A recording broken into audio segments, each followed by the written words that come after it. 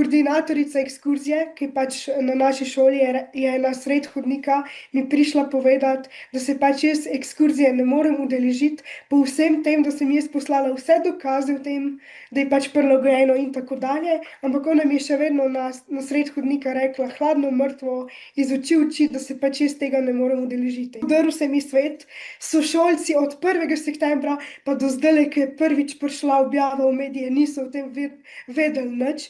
Nobeden me od septembra pa do zdaj ni zaščitil, ne svetovalna služba, ne ravnatelj, nobeden, pač kada me ni, kada ne obstajam, kada me brišejo.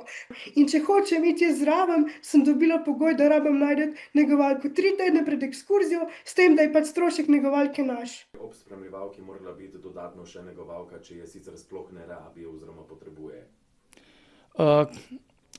Kot že rečeno, to je njihova osebna odločitev, ne. Mi sami nimamo tega vpogleda točno, kaj ona potrebuje oziroma kaj ne.